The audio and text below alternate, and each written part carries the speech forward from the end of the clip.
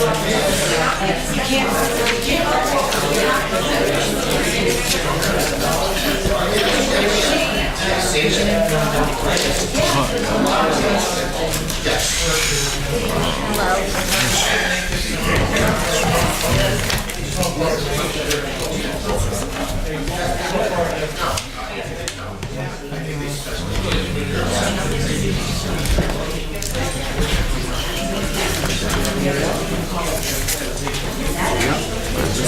that everybody?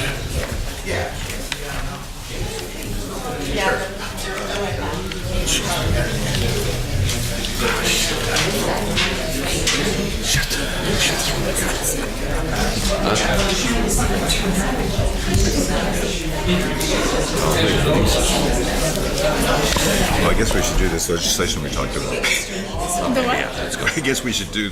Please stand for the pledge. Yeah, probably. I pledge allegiance to the flag of the United States of America and to the republic for which it stands, one nation, under God, indivisible, with liberty and justice for all. Almighty and everlasting God, who presides over all things in heaven and earth, come and preside over these deliberations so that those that make the decisions may be guided by your wisdom. Roll call, Mr. Ryan. Mr. Brooks. Here. Ms. Gilbert. Present. Mr. Merritt. Here. Mr. Barrett. Here. And Mr. Blasco. Here. Also in attendance tonight is City Administrator Rick Kaczynski, Assistant City Attorney Maureen Collins, Director of OCD Joyce Zakowski, Assistant City Clerk Catherine Payne, Administrative Assistant Lisa Sanfilippo, and Robert Collagen, Wilkes University intern, who works with Joyce in the OCD office.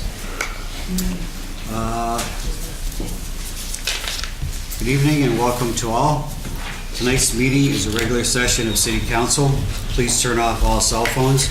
According to the First Amendment, this meeting is a limited or designated public meeting, as all regular sessions of City Council are. The chairperson is the presiding officer of the meeting.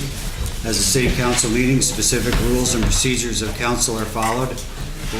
The list below are examples of important council rules.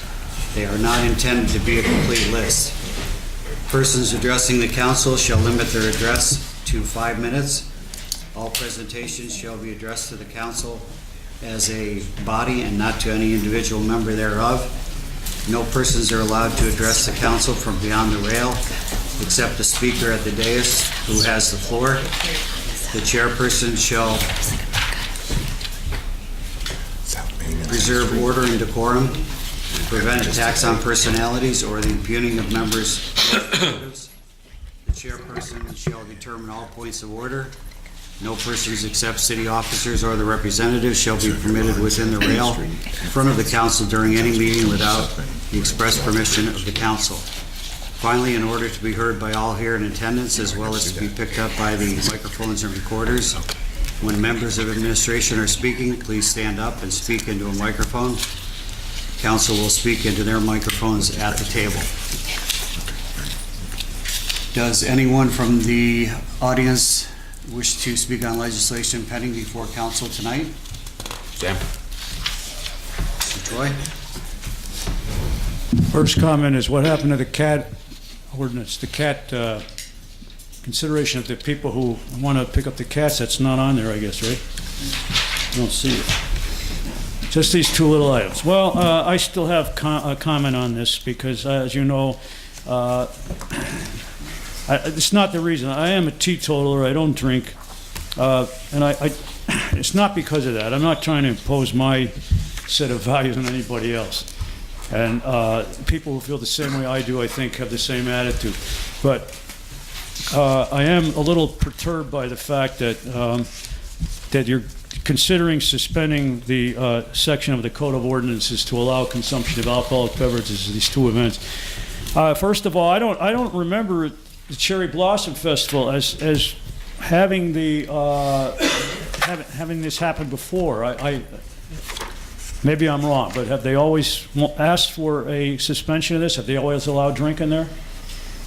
Nevertheless, even if that's true, it seems that every entity, every organization who asked for the suspension gets it. Not only do they get it unanimously. Osterhout Library is a rooftop fundraiser. I have nothing against fundraisers. I think it's a great thing for the Osterhout. Osterhout's a tremendous resource, but why do they have to have alcoholic beverages served? The same thing here. The Cherry Blossom Festival, that's a terrific event. I don't see the necessity of serving alcoholic beverages there. And if you want to research this a little bit to confirm the fact, I always bring this up, that this county has the dubious distinction of ranking in the top 10 of the 67 counties for alcoholic problems, for problems related to alcohol, alcoholism, and so forth. If you're going to pass that one, if you're going to vote for that one, Ted Wormpole, the ex-administrator, has just told me that the county, the Tourist Promotion Agency, wants to put this thing on the second item of the Rock in the River event, which involves, I guess, some hardcore rock and roll, among other things, which I have no objection to. But I think, again, you're setting the stage for problems afterward. We all know, I mean, I don't think I have to stand here and preach that there are problems related to alcohol consumption, especially over alcohol, the overconsumption of alcohol. I don't know, he hasn't indicated the time that this is going to run. I guess it's going to last all day, if I'm not mistaken. Right, Ted? Probably all day? No. Not all day? But whatever the period of time that it's scheduled for, I still think it's a mistake. I just talked to him, and he said that they want to have a good attendance, and they want to ensure good attendance by serving alcoholic beverages. Well, I don't see the necessity of doing that. I think music would be as good of a draw, and the socialization aspect of the event would still be a good draw, that they don't have to serve alcohol. We all know that alcohol can cause problems. I mean, would you guys feel any more remorseful about voting for this if God forbid something happened at this event? And we all know alcohol inflames the passions, right? You go to a bar, you drink a little bit, sooner or later you could get hostile. All the suppression, all the hostility, the suppressions of hostility can be relieved, and we all know what can happen with that. So, it's probably better to be on the safe side. It's definitely better to be on the safe side. I urge council to consider to vote against the suspension of this ordinance for these two events.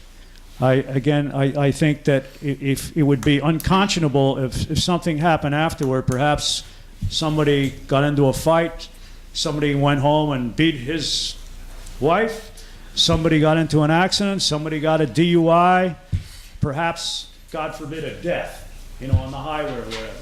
You're setting the stage for that sort of thing, even though maybe you don't realize it could happen. Why risk it? And again, it's not a question of imposing values of mine or anybody else's on other people. It's just a question of common sense and rationality. Again, I would hope that council would consider at least, just one more point before I stop, that it seems everybody who applies for the suspension, every organization, this is my original point, gets it. It's time to put our foot down and at least reject one of these things. Because sooner, you could see, this is the first time event for the county. Sooner or later, other people are going to ask for this suspension, and they'll see, well, everybody else got it, so why can't we? So let's try to put a stop to this at least one time. I would appreciate it as somebody who's concerned about the consumption of alcohol in this area. Thank you. Thank you, Sam. Anyone else like to speak on pending legislation? Ted? Good evening, and thank you. Ted Wampole, City of Wilkes-Barre, Commonwealth Street. I wasn't going to speak about this, but I need to answer some of the unfounded comments and accusations that were just made by Mr. Troy.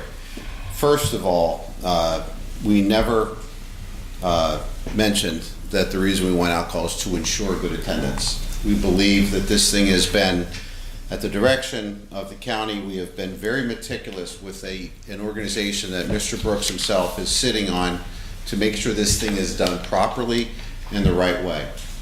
I have spent many phone calls to Harrisburg, talking to the PLCB directly to make sure that we're dotting the I's and crossing the T's We had spent time over at the portal yesterday with the sheriff's department, who is responsible for the security, and again, Mr. Brooks was there with us yesterday, to make sure that we do it all the right way. We are going to go above and beyond with the security, just so we can put on a very nice affair. The reason that we're asking you to approve the waiver is because it is a Friday night at 5 o'clock. This is a grown-up event where we anticipate that, coming at the end of the week, some people may want to have an adult beverage, and I don't particularly think there's anything wrong with having a responsible drink. I also take an issue with the fact that it's hardcore rock. It's not going to be. We've never said it was going to be. I'm not sure where that comes from. It is not an all-day affair. We actually timed it so that it starts at 5 o'clock when most people get out of work, and we anticipate it being over early evening, probably around 9:15 or so people go home at a respectable time. I've been to events like this around the Eastern Seaboard, events in Virginia like this. These things, if they're done the right way, not only are they respectable, but I have been telling people that when we complete this, and God willing on the weather, and God will not let it rain on the 12th, 19th, and 26th of July, that at the end of 2019, we will look back at this event, this summer concert series, as one of the crown jewel events of 2019, leading us into doing even better in 2020. So we're putting, a lot into this. We are putting a lot of planning into this. We did it with the timing so that people can leave at a respectable hour. They're not going to be there all day. With the inability to stay there and drink all day, it's going to be the sheriff's department handling the security. Telling the fear that if people are going to drink, are we not concerned about people having DUIs? Well, my concern then, and my counter to that is, so if people drive to that, are we concerned that they may have an accident on the way there too, and we want to be responsible for that?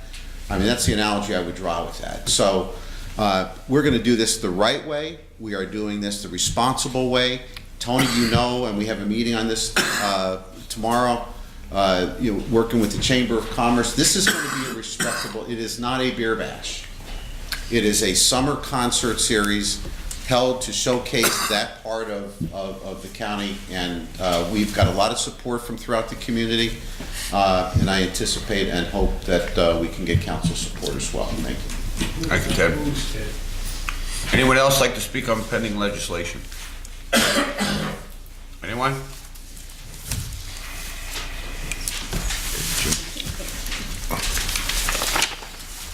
Okay, we're going to the formal business at hand, which is the consent agenda resolutions. Motion, second, and vote is needed. So moved. Mr. Brooks? Second? So Mike Merritt first, Bill. All right. Sorry. Mike Merritt the second. Mr. Brooks? Yes. Ms. Gilbert? Yes. Mr. Merritt? Yes. Mr. Barrett? Yes. And Mr. Belusko? Yes. Motion passes. That's it for the formal business. Presentations by council members. Tony, you have anything today? Nothing since Tuesday. Thank you, Mr. Chairman. Gilbert? The only thing I have is it's the reoccurring issue of the generator on Almond Lane. The police were called again yesterday to this garage. It's the property that was torn down, I think, last year. It's the remaining garage that this man owns, and last I heard, he's trying to set up a business in the garage, like a commercial auto business. But he's running the generator, 24/7 at this point. The police have been called numerous times. I don't know if he's been cited or not, but it remains an issue. Like I said the last time I brought this up, I don't know what the next step would be for someone like this. If he hasn't been cited yet, then I think we need to cite him at this point. It's a nuisance for everyone on the block. So whatever, help the police department can lend to this would be greatly appreciated. What the address was there? It's in the 100th block of Almond Lane. It's I want to say it's right next to 173. Okay. It's the property that was torn down, I believe last year it was, or the year before. Right, go up. Yes. Yeah, I received a video from a resident yesterday. It was at like 2 o'clock in the afternoon. You could clearly hear the generator running. And if the entire block can hear the generator, I don't think that's really fair for, the residents of the block. So that's all I have. Mr. Merritt. Nothing since Tuesday, Michael. Mr. Barrett.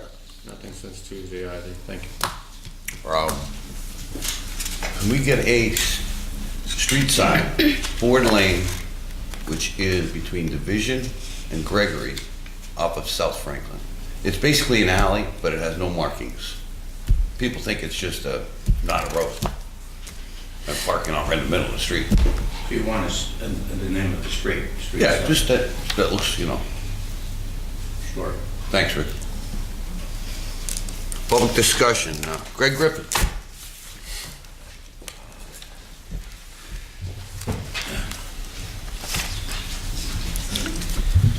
Good evening, council and citizens.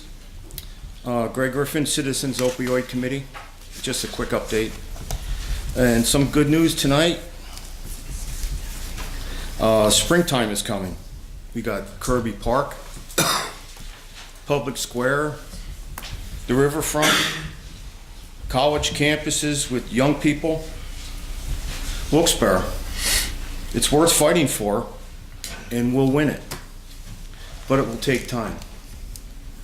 Some very intelligent people wrote this Monday from the Citizen's Voice. Act now to diminish the carnage of fentanyl. The carnage of fentanyl. Some strong words. They also said an all-out war on fentanyl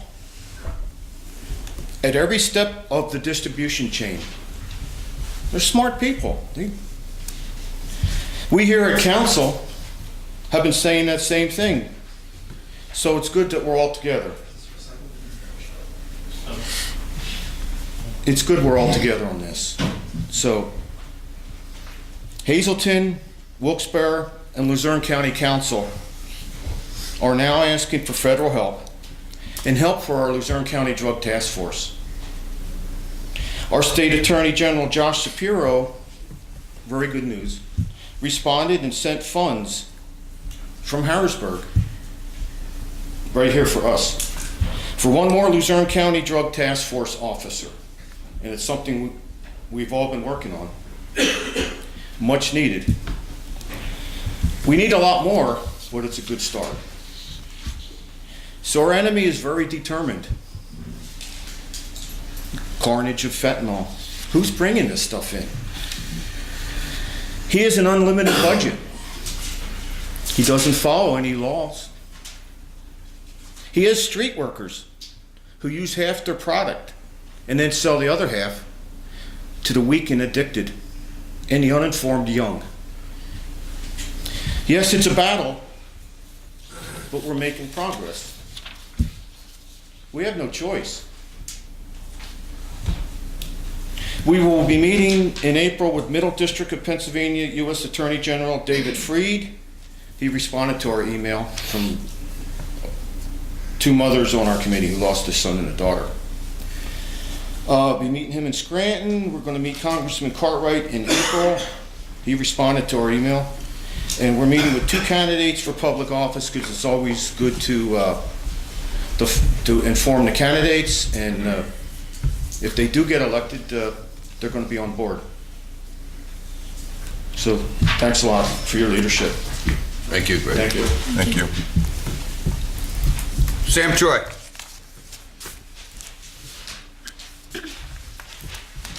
Very disappointed at that vote, by the way. I guess it's a moot point now. I wish once in a while you people would respond to citizens' comments, citizens' concerns. It's very seldom that you do that, the five of you. That's what's disturbing about it, about the whole procedure or the whole process. I had some suggestions last time. I also had a question because I didn't attend the last meeting.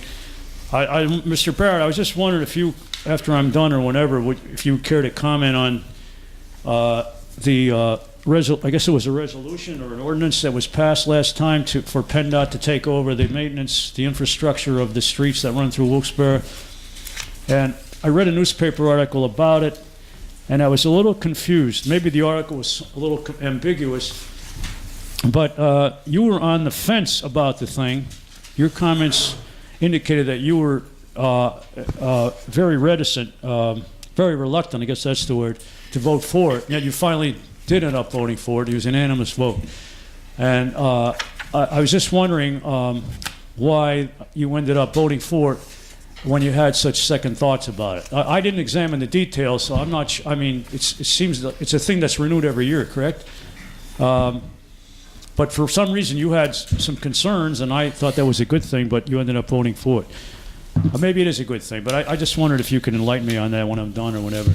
But the other comments I have, I just put forward the idea last time about, I didn't really give it a specific name, but a job corps for youth. We all know that I think we all agree here, or at least I assume we agree, that it's a good thing to keep our youth off the streets in the summer when they're out of school. It's also a good thing to give people employment who really need it. If the city could find the money, I think that's the only obstacle here. I've talked about this with Mr. Brooks, and he seems receptive to the idea of starting a so-called job corps. I mean, even if you started out paying kids minimum, they don't have to be they could be adults too, you know. Winter shoveling snow for people who meet income guidelines, senior citizens and so forth. Grass cutting in the summer and raking leaves in the fall. I think that would be, you know, something that all citizens would be very receptive to. And I guess, as far as I'm concerned, the only obstacle would be finding the money. And our grants expert maybe could do that and pull a Houdini and find some money for it. I don't think it would take much. Or maybe we can find some, God forbid, some cuts in the expenditures area of the budget to get a few $1,000s or whatever we need to hire. Let's start it small. I mean, you know, maybe you could start it small, and I would appreciate it if somebody would give me some feedback to this thing. If you're receptive to it, can we take steps to get this thing off the ground? Maybe Mr. Kaczynski, maybe, you know, I promised I wouldn't pick on you, and I'm not. Okay. But I think I'm gonna maybe if you're receptive to the idea and you could talk to the mayor, you know, this might be a good election year tactic, you know? Are you talking other than DPW workers? Oh, that's what I mean. Yeah, I know DPW, you have that small thing in the summer we have where some youth last year coming you into claimed that. they had problems hiring people, but Right. if you raise the wage, I don't know what the problem It's was. a part-time summer. Yeah. Summer job for DPW. But not just for summer, that's what I was talking maybe the But whole we- year. We have to have the money. I know that's an I obstacle. mean, you, We often keep DPWs as part-time too.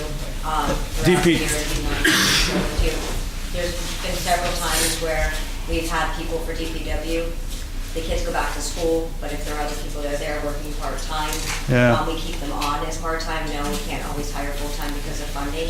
We can't get enough help. We're looking now, currently. I remember at one time, we talked about it, I know when I was there, people wanted to work for the city. Now, we can't get enough. I mean, they used to have over 150 kids. I don't, we had like 22 last year or something like that. 22. So start recruiting. I'll give you some flyers. There's got to be a reason for that. Well, let me just, my time ringing up, going off. You could finish up soon, How much? 30 seconds? That's it? whatever that's at, whatever that's at. Wait, not fair when she's talking, which I appreciated, but Mr. Troy, just one more item then. Mr. Troy, when I read the rules of council. The rules, we got to meetings, follow the rules, I know, Jim. Yeah. you- But you rules have were made to be broken, you know what they You say. have to state all of your questions and your entire presentation. But you give me an extra 30 before now, you right? ask for- Before you ask for answers. But while you were talking, I lost another 20 seconds. So I'm just going to reiterate my last point. I know you'll appreciate it. Okay. Summers are hotter. We have no swimming facilities in this city for youth or adults. I'll just take 20 seconds because you used, that's fair enough, Mike? Yes. I realize that we're not going to build a pool by the summer. I realize that we're probably not going to regain access to the facility at Kistler. But can we think about, I don't think this is going to take much money, Joyce, getting a bus together once a week, twice a week for kids or adults even, to take them to the Kingston or 44 pools. It's not gonna cost a lot of money. Good electioneer tactic too, for the mayor and maybe for you council people. I don't think that's good. I mean, how much would it take money-wise? Hire a bus driver and a bus, even just once a week on a, on a hot day, whatever. But thank you for your time. Thank you, Anybody Sam. have a comment? Yes. Can I answer that? What's that? May I answer that? Getting the bus together to take children over to wherever Insurance, I know. is a liability. Oh, God. So even if you're not a bus company, you still have these children, it's a liability. Kind of like saying, when people come out of work on a Friday evening and they go to a bar or a lounge downtown, and they get, what you brought up earlier, they have a DUI or whatever, it's basically the same as going to the River Common and enjoying a band. So you have to start thinking about liabilities, and I understand your issues, but I mean, there's not one They're on place to both- you're on swim, both Rich, in this sides. whole... Mr. What I Troy, say. no back and forth, please. you're on both sides. Mr. Barrett. Just in response to the newspaper article, as you alluded to, you weren't at the meeting, so I did make some comments on it. And that is in reference to what's called the street sweeping resolution or agreement that we have with PennDOT. My concerns was that we're doing a whole lot more than street sweeping. Some of the state roads in the city are in very poor condition, as you know, and people here on council know as well. So I want to make sure that we are getting our money's worth. So from now on out, we have to look at that very closely. We're patching and plowing and all kind of other things on roads that don't technically belong to us. So I didn't want to stop the street sweeping part of it, cleaning the streets and those types of things. But in the future, we need to start making sure that we are being compensated fairly for what we do, maintaining these 12 miles of state roads that are within the city. So I'm glad you Mr. were... Friday is supposed to be looking into that as well for council and more on that later. But thank you. Well, thank you for responding, and I appreciate your close analysis of that. Sam, in regards to kids being bused to pools in the summertime, the county does run a program. The buses kids to Francis Slocum pretty regularly in the summertime, so they might be more willing to accommodate something like that for swimming pools. And they also have the resources, being that they have LCTA. And similar to what Joyce said regarding the summer help, it's really hard now to find kids to do things like that, like, help the elderly and cut grass even. We have a hard time finding kids every year now. I don't know if it's just times are changing or what it is, but, I think it's a great idea. It's just, it is hard to find, young people willing to do things like that. But I appreciate your insight. Thank you. One time, just want a quick comment, there were 4 pools in this city. 4! John Sohosky. More than that, actually. A long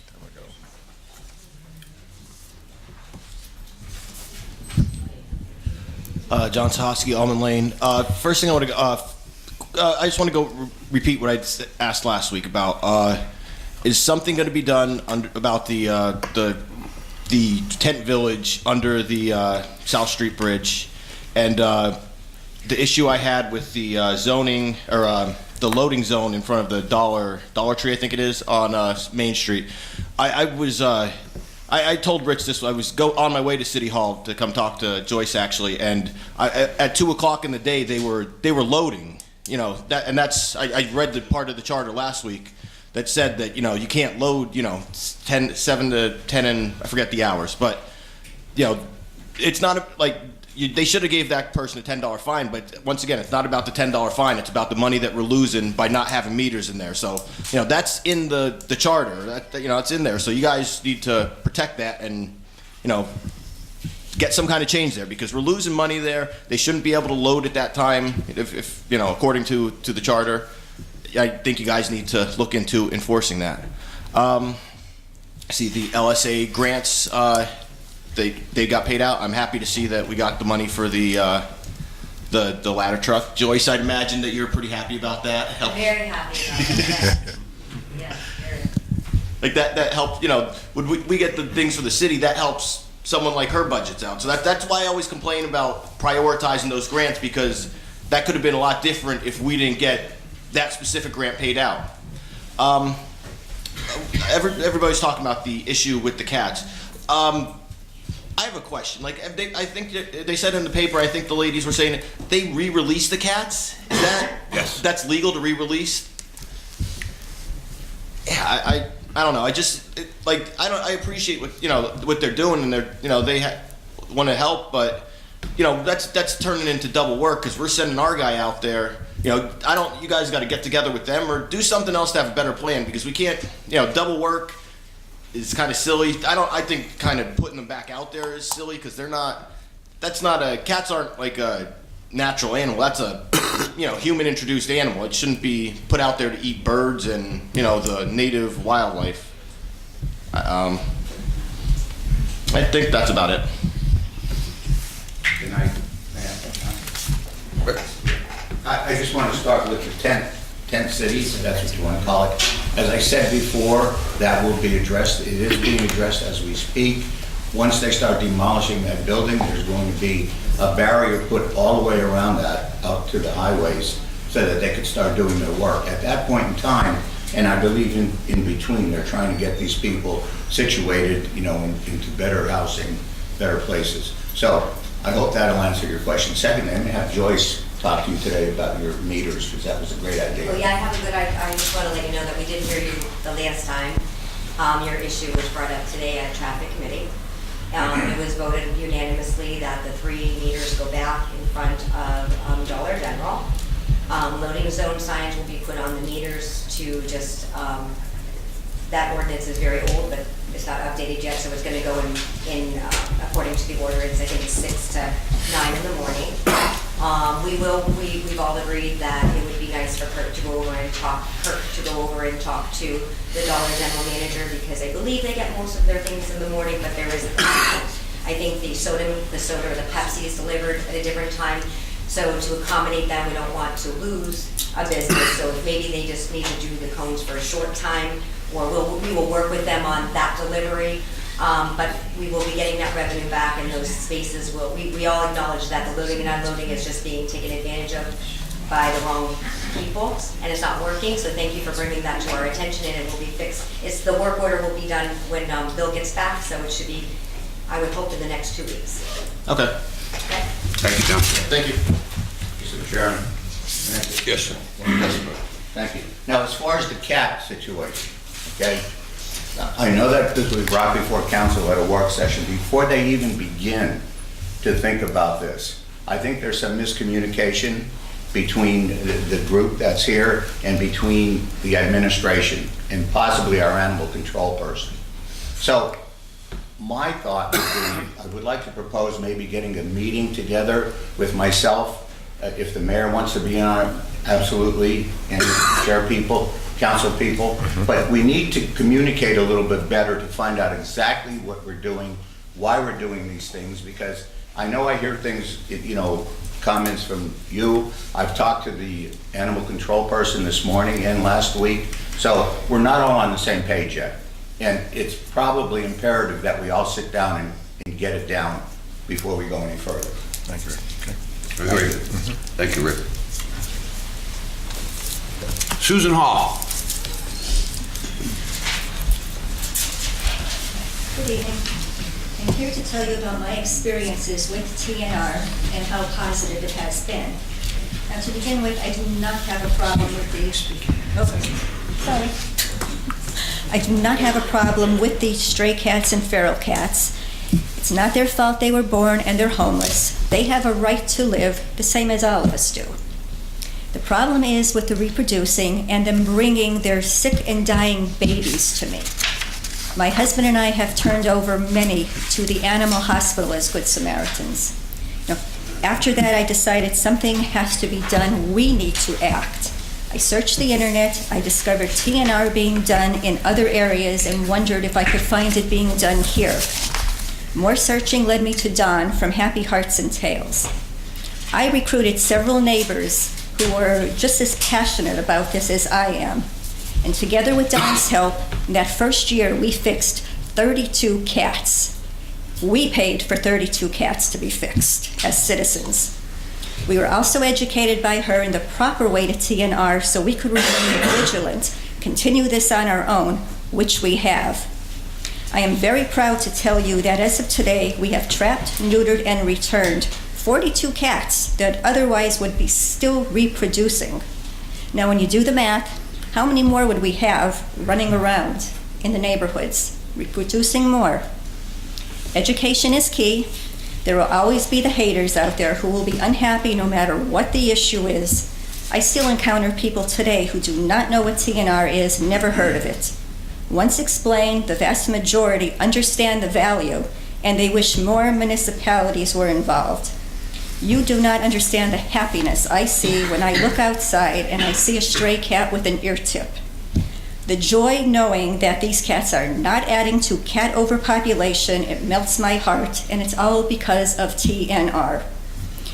This, again, should not be an issue that divides us into cat people, dog people. People created this situation, and it is up to people to rectify it. We, the people of Wilkes-Barre, need to be the voice for the voiceless. You know, there's a lot of negativity that surrounds this city. I would hope in this an election year, you will give the citizens of Wilkes-Barre something to be proud of, a city that is progressive and values the lives of animals and move forward with the TNR program.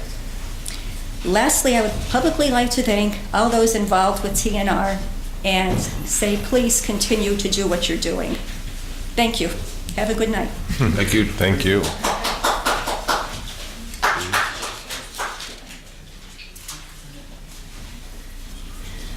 Joanne James?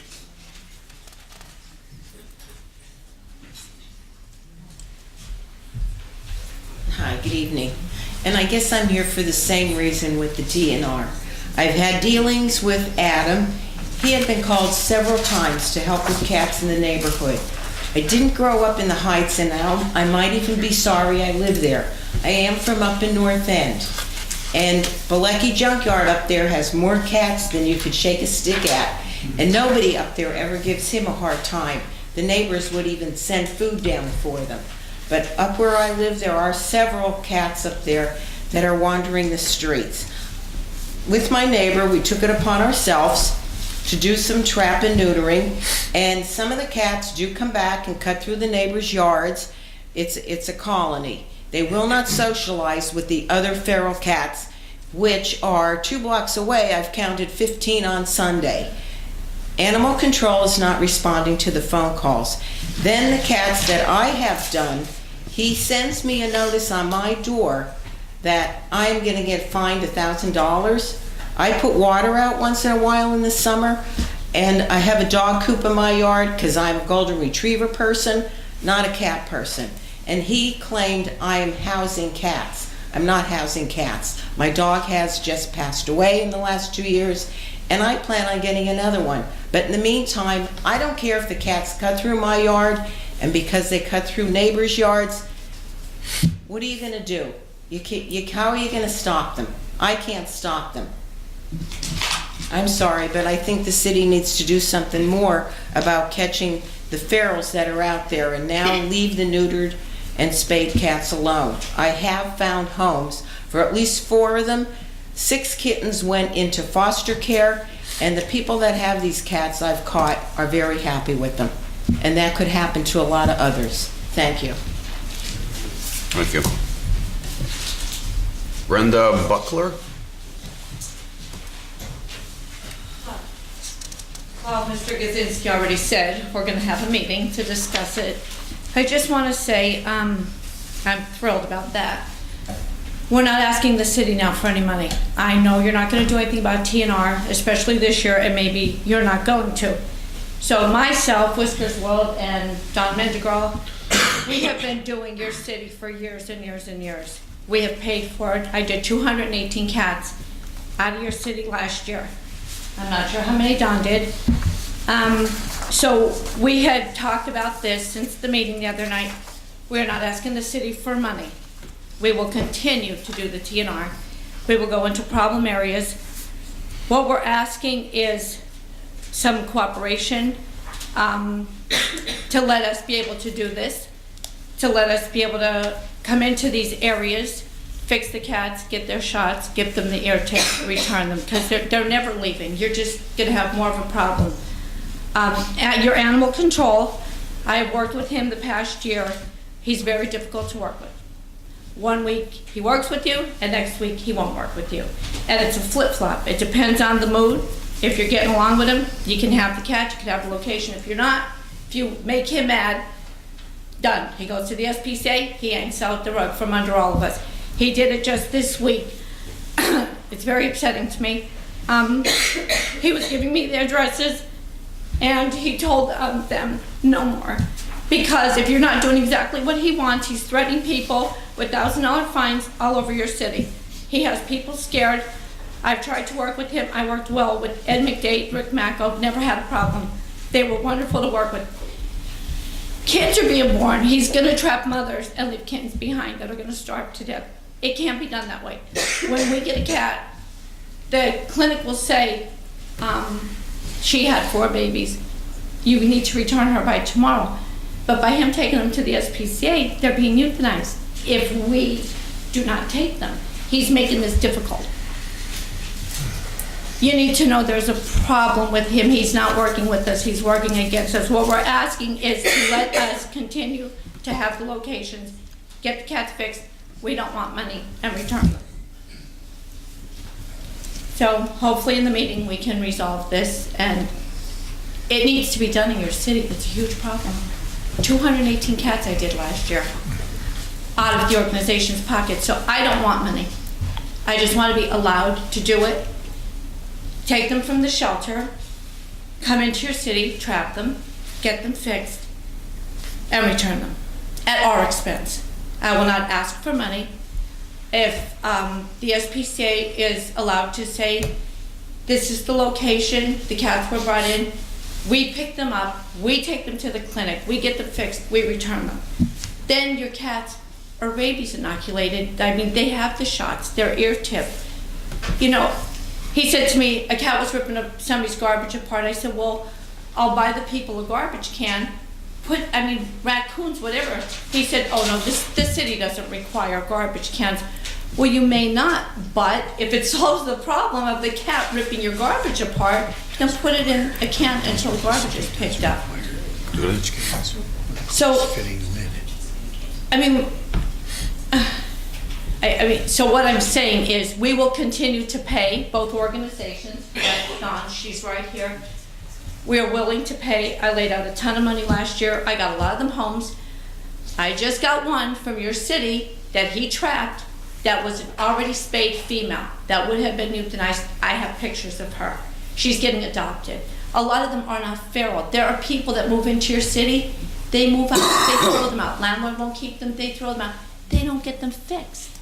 They don't get them fixed. And this is what we're doing. I laid out thousands of dollars last year for these cats and other areas too. But you will see a big difference in 2 years if you allow us to come in and do this and not asking for any money. Allow us to do it. Come into your problem areas, trap these cats, fix them, pull them from the SPCA with the location and go into problem areas. You're going to see a huge difference. They're not going away. So people could complain, your animal control could go trap 2, euthanize the 2, and he left 10 behind. It's not going to work. It's not going to work. And then last year, he took mothers and left babies, and took babies and left mothers. I sat all night at Sherman Hill because he took a litter of babies to the shelter, and I went down there, and actually the police came and asked us what we were doing. The mother was still sitting where the babies were in the leaves, and I trapped her and reunited her with her babies, got them adopted, and I kept her. But it's something really, he's not on the same page. He's not what, he needs to, we need to have a meeting where everybody's on the same page and get something figured out here. Brenda, Thank you. could you ask Adam to be there in that meeting? Yeah. Please. We will have this meeting. Thank you. 2 reasons. Number one, we need to have your group and Adam on the same page. Exactly. Along with the administration. Absolutely. Okay? Yes. And the second part of that is, you know, it's a little bit touching when you say that they take the mom and leave the kid. Absolutely. It's happening So all that's the time. something that we need to realize and consider. When I told him last year, he took a a mother and left the babies, Grant Street, I believe. And I begged him to give me the location to go get them. He would not. But he plays games. 2 weeks ago, he told the shelter we could have the addresses. He went there Monday and told Todd Hebner they cannot have the addresses because I didn't answer his 2 phone calls on Saturday. I was busy. I have a family. So I'm not playing the game. I'm too old to play the game. Well, it's important that we're all in the same room. Exactly. And we need to just iron this Absolutely. out all together. Absolutely. Thank you. Thank you. Thank you. Jason Carr?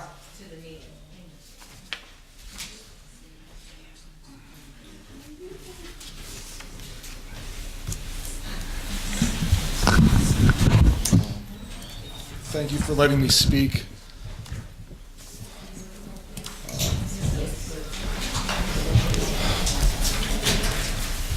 With the city on the verge of bankruptcy, and in this election year,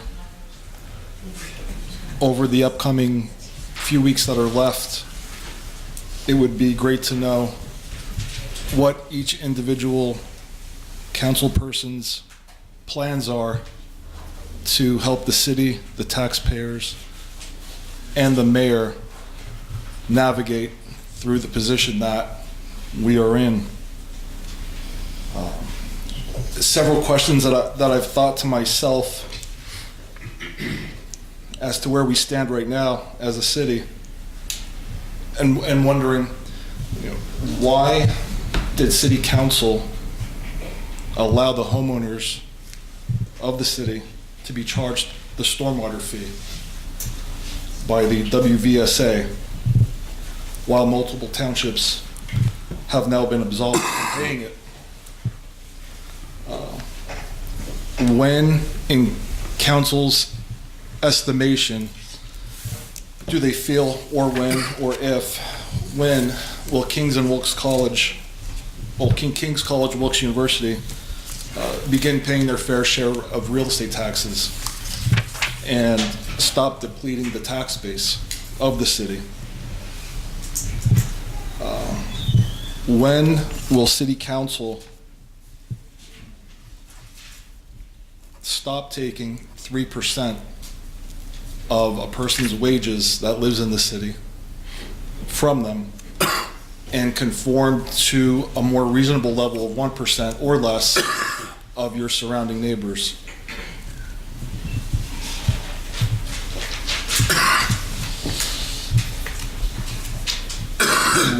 Why does City Council ignore the fact that the current pension system, or systems, because there's multiple separate, as I've talked about before, according to the state guidelines, are running as non-compliant? And it costs these city taxpayers every year at least $1.7 million are paid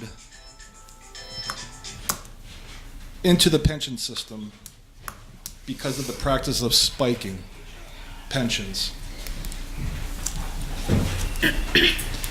Why does City Council endorse recovery houses for recovering drug addicts throughout the city that are not regulated or supervised? What action is City Council taking regarding the South Main Street, Northampton Hotel and Convention Center? I was in Bedminster, New Jersey 2 weekends ago, and I was told that the project is not happening. I also confirmed that information with a current council member, and it was confirmed. Is City Council going to retract the land back from the developer so we do not have another Murray's complex on our hands that sits vacant for 20 years and does not earn any income for the city or the taxpayers? Why are the city streets dirty?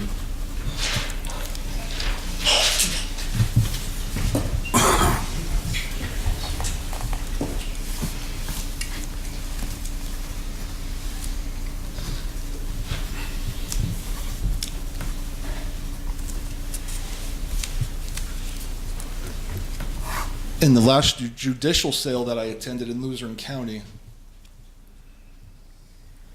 there were multiple non-resident aliens, illegal aliens,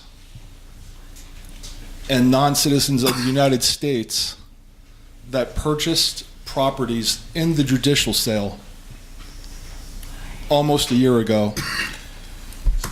And those properties are still abandoned and have not been worked on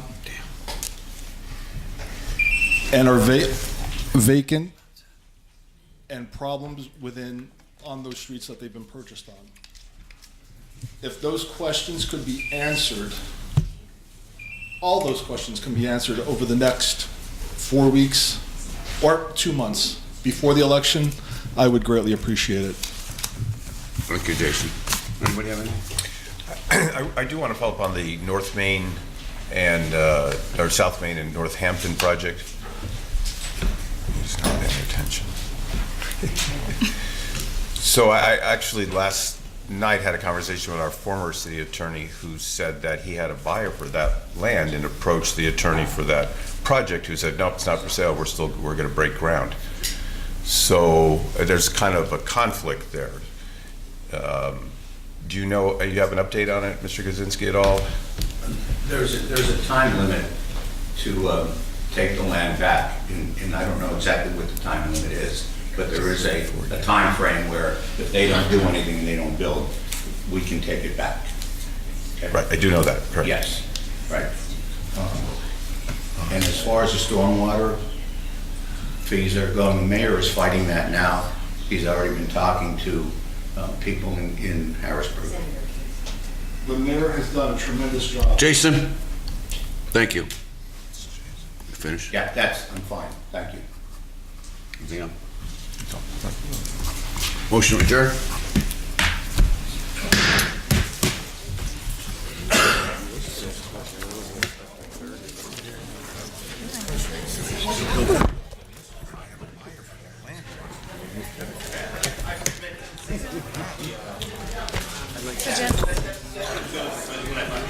Yeah, it's constant. Dale messaged me yesterday, and he sent me a video of.